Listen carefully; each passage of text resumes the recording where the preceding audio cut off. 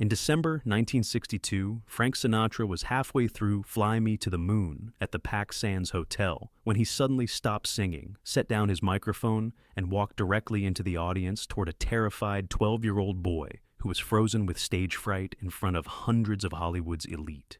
What happened next in those silent, suspended seconds would transform not just that child's life forever, but reveal the one moment that showed the world who Frank Sinatra really was beneath the legendary persona.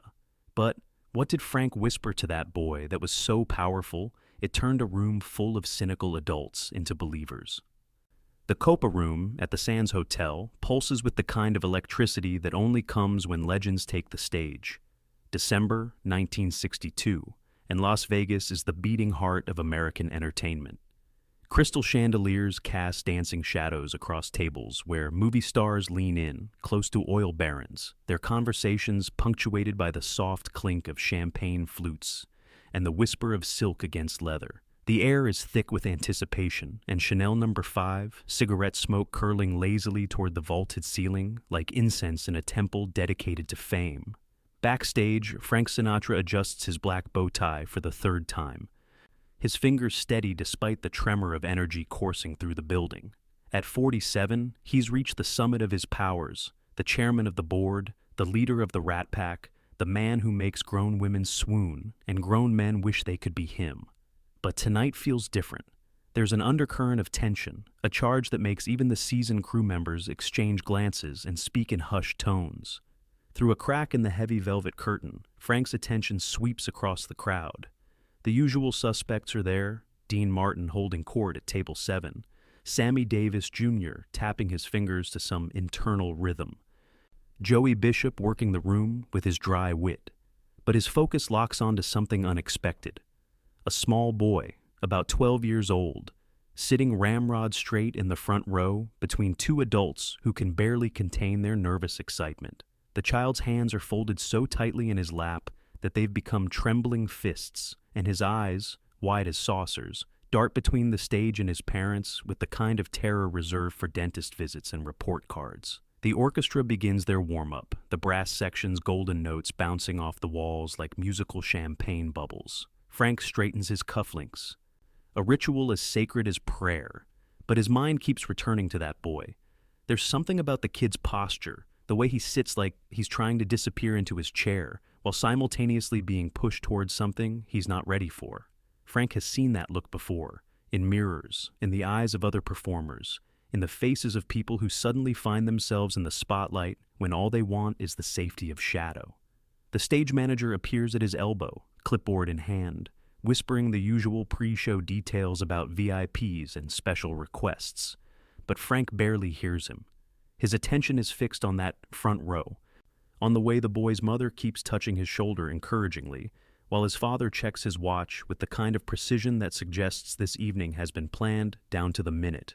Whatever is about to happen, Frank realizes with the instinct of a man who's spent his life reading rooms and reading people, involves that terrified child. And somehow, despite the hundreds of sophisticated adults waiting for him to work his magic, Frank knows that the most important audience member tonight is a 12-year-old boy who looks like he'd rather be anywhere else in the world. The burden of his tuxedo feels heavier tonight, each thread woven with expectation and the accumulated pressure of being Frank Sinatra. 6 months since the messy public end of his marriage to Ava Gardner, and the wounds still feel fresh despite his attempts to bury them in work and whiskey. The newspapers have been relentless, dissecting every detail of his personal life with the surgical precision of coroners examining a corpse. Tonight, like every night, he must transform from Francis Albert Sinatra, a man who still reaches for the phone to call Ava before remembering she won't answer, into the untouchable legend the world expects him to be. But as Frank continues to watch the boy through the curtain, the atmosphere around him changes. The child's terror is so pure, so unguarded, that it cuts through the layers of performance and persona Frank has spent decades constructing.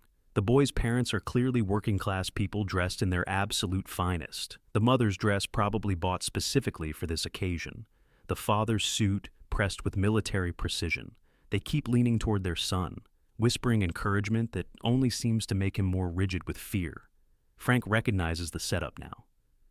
He's seen it 100 times before. Proud parents who've moved heaven and earth to get their child this moment, this chance to meet or perform for their hero, never realizing that sometimes the greatest gift can feel like the greatest punishment to a child who isn't ready. The boy's breathing is shallow, visible even from this distance, and his eyes have taken on the glassy quality that comes right before tears or flight. The irony isn't lost on Frank. Here he stands, a man who's conquered stages from the Paramount to Carnegie Hall, who's made millions of people feel less alone with his voice, who's faced down mob bosses and studio executives with equal cool, and yet he feels a kinship with this terrified child that he hasn't felt with another human being in months. They're both performers tonight, both expected to be something larger than themselves, both bearing the load of others' hopes and dreams. The orchestra's warm-up reaches its crescendo, and Frank knows his entrance is moments away. But he can't shake the image of the boy's trembling hands, the way his small body seems to be trying to fold in on itself. Frank has spent his entire career understanding timing, when to pause, when to push, when to pull back and let silence do the work. But this feels different. This feels like one of those moments that will define not just a performance, but something deeper. He thinks about his own son, Frank Jr., and how the boy struggles with the impossible task of being the son of a legend. He thinks about the countless children who've been pushed onto stages before they were ready, their natural joy in music crushed under the weight of adult expectations and dreams deferred. And standing there in the wings, surrounded by the familiar chaos of pre-show energy, Frank Sinatra makes a decision that has nothing to do with the setlist or the show, and everything to do with the man he wants to be when the spotlight finally finds him. The spotlight hits Frank like warm honey as he glides onto the stage. That familiar electricity crackling between him and the audience as the packed room leans forward in unison. The opening notes of "Fly Me to the Moon" cascade from the orchestra, and Frank slides into the song like slipping on a perfectly tailored coat. His voice fills every corner of the Copa room, smooth as aged whiskey. Each note precisely placed with the confidence of a man who's never met a song he couldn't make his own. But even as he performs, even as he works the crowd with the practiced ease of a master craftsman, Frank's peripheral vision keeps finding that front row. The boy hasn't moved, hasn't relaxed, hasn't done anything but sit there like a statue carved from pure anxiety. His parents are trying to be subtle about their encouragement, but Frank can read the body language from 50 feet away. The gentle nudges, the whispered words, the way they keep glancing between their son and the stage like they're waiting for some predetermined moment. In other words, "Hold my hand," Frank croons, extending his arm toward the audience in a gesture he's made thousands of times before. But tonight, his eyes lock with the boy's for just a heartbeat. The child's face goes even paler, if that's possible, and Frank sees the exact moment when whatever plan his parents have constructed begins to unfold. The boy's mother leans down and whispers something urgent in his ear. The father stands up and gently but firmly pulls the child to his feet. Frank continues singing, but every instinct honed by decades of live performance tells him that the carefully orchestrated evening he's been sensing is about to reach its climax. The child is being guided forward, toward the stage, his feet moving like he's walking through quicksand. "In other words, darling, kiss me," Frank sings, but the words feel hollow as he watches this private drama unfold in front of hundreds of strangers. Tommy reaches the edge of the stage and stops, his face now visible under the spillover from the spotlights. He's clearly 12, with the kind of earnest face that belongs in Norman Rockwell paintings, but his expression is pure terror. His mouth opens and closes like a fish pulled from water, no sound emerging. Frank realizes with crystalline clarity what's happening. This is meant to be the boy's moment. His parents have arranged for him to sing "Happy Birthday" to himself, probably his birthday wish to meet Frank Sinatra, coming true in the most public way imaginable. But the child is motionless, paralyzed by the pressure of expectation and the crushing awareness that hundreds of sophisticated adults are now staring at him. The orchestra continues playing, but Frank can feel the shift in the room's energy. The comfortable cocoon of entertainment is rupturing, replaced by the uncomfortable reality of witnessing someone else's private struggle. Conversations die mid-sentence. Glasses stop clinking. Even the waiters pause in their choreographed dance between tables. Frank stops singing mid-phrase. The orchestra, trained to follow his lead, trails off in confusion, brass notes hanging in the air like question marks. The silence that follows is absolute, the kind of quiet that makes people aware of their own heartbeat. Hundreds of guests accustomed to being entertained suddenly find themselves audience to something raw and unscripted and desperately real. The 12-year-old's tears start then. Not the dramatic weeping of theater, but the quiet, helpless tears of a child who knows he's disappointing everyone and can't figure out how to stop. His parents hover nearby, caught between wanting to rescue him and not wanting to make the situation worse.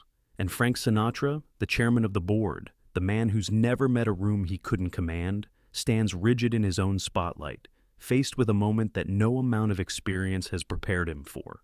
Frank sets his microphone down on the piano with the deliberate care of a man placing a crown on an altar. The gesture is so unexpected, so contrary to everything the audience expects from a Sinatra performance, that the silence deepens into something almost sacred. Without the buffer of song or performance, Frank Sinatra, the legend, begins to dissolve, leaving only Frank the man walking toward a terrified child. He steps down from the stage, moving through the front row with none of his usual swagger, none of the practiced choreography that typically accompanies his every movement. When he reaches the boy, Frank doesn't tower over him or make a show of the moment. Instead, he drops to one knee, bringing himself to the child's eye level, creating a pocket of intimacy in a room full of strangers. "Hey there, pal," Frank says, his voice so quiet that even the people at the nearest tables have to lean in to hear. "What's your name?" The boy's mouth works soundlessly for a moment before he manages to whisper something that sounds like Tommy. Frank nods as seriously as if they're discussing matters of international importance. "Tommy, that's a strong name. You know what, Tommy? I've been doing this for a lot of years, and I still get scared sometimes." The confession ripples through the room like a stone thrown into still water. Frank Sinatra, admitting to fear. The man who's faced down studio executives and made presidents laugh at his jokes?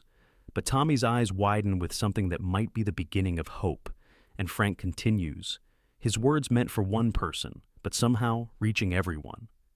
"The trick isn't not being scared," Frank says, reaching into his jacket pocket and pulling out a white handkerchief to gently wipe Tommy's face. "The trick is being scared and doing it anyway. Because sometimes the most important thing isn't how perfect you sound, it's just showing up and trying."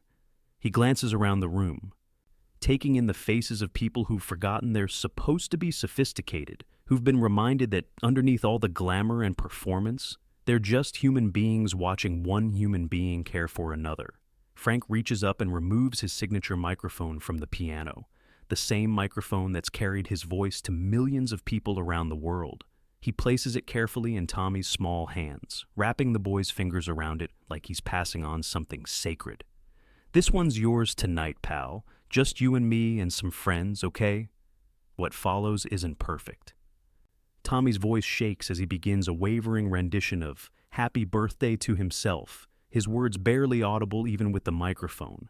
But Frank stands beside him, one hand on the boy's shoulder, occasionally joining in with harmony so gentle it sounds like encouragement made audible. The orchestra, reading Frank's gestures, provides the softest possible accompaniment, not a performance, but a musical embrace. By the final note, there isn't a dry eye in the Copa room. Hardened casino executives wipe their faces with cocktail napkins. Movie stars who've seen everything Hollywood has to offer find themselves genuinely moved by something that can't be scripted or manufactured. And Tommy, still clutching the microphone, looks up at Frank with an expression of pure gratitude and something that might be the beginning of confidence. Frank takes the microphone back, but not before leaning down to whisper something in Tommy's ear that no one else will ever hear. The boy nods solemnly, then walks back to his parents with shoulders a little straighter than before. Frank returns to the stage, but the man who picks up his performance isn't quite the same one who set it down. He's somehow both more human and more legendary, having shown everyone present that sometimes the greatest performance is simply being present for someone else's moment of need. Years later, Tommy will become a music teacher, and he'll tell his students about the night Frank Sinatra taught him that courage isn't the absence of fear, it's fear walking hand in hand with compassion. And every time he encourages a nervous student to try just one more time, he'll remember the feel of that signature microphone in his small hands and the man who showed him that the most important audience is often just one person who needs to know they're not alone.